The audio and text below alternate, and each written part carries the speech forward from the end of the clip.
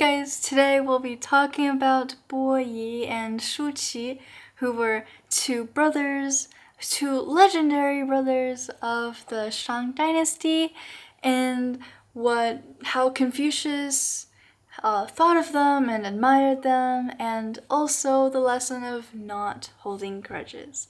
And without further ado, let's get started.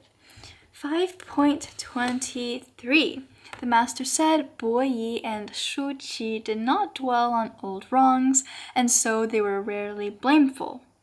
Okay, so for some background information, Bo Yi and Shu Qi were brothers who were princes of the lord of Grudges, which was a small state in the Shang dynasty, or the second dynasty of China, which was a long time ago.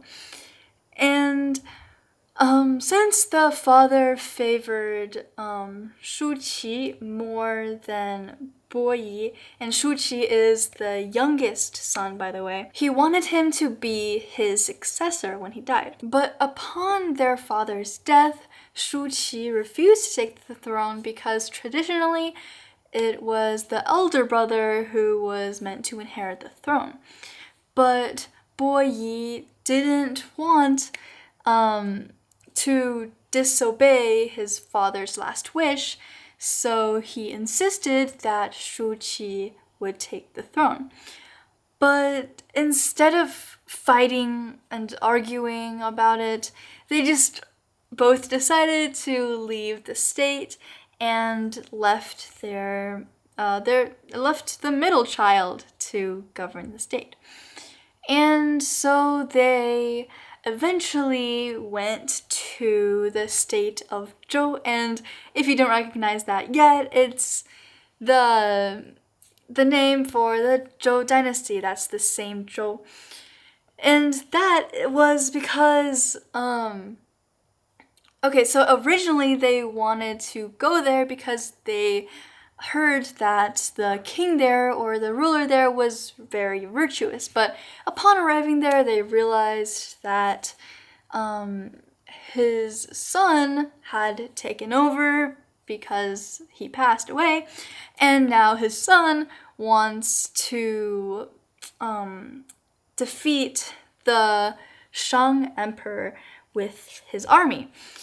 And yes, he did succeed, but before that, Shu Qi and Bo Yi had famously tried to stop them and took the reins of their horses and kind of critiqued him on his filial piety, like, your father literally just died, why aren't you mourning him?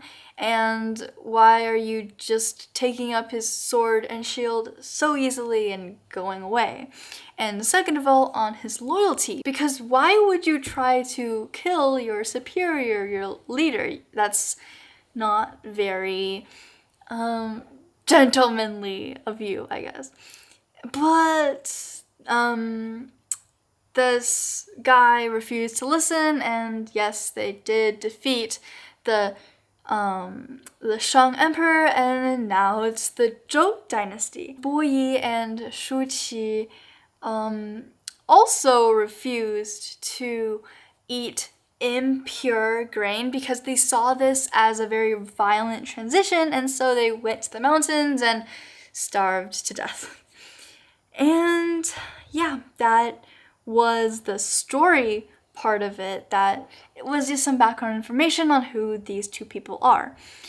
And so Confucius admired them for their filial piety, their loyalty, and their integrity as well. So here we can get to the actual part where he says that Bo Yi and Shu Qi, the two people that he really admired, did not dwell on old wrongs, so they were rarely blameful. So basically, not dwelling on old wrongs doesn't mean that you absolutely forget about what people did to you, to wrong you, or something else, but instead it's just about not letting them bother you anymore.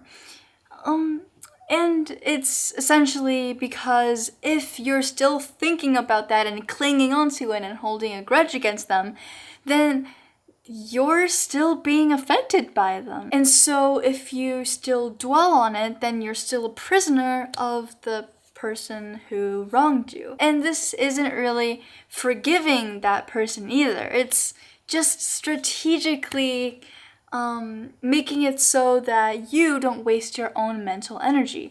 If you keep holding on to it, then it's like you're carrying a heavy stone all the time.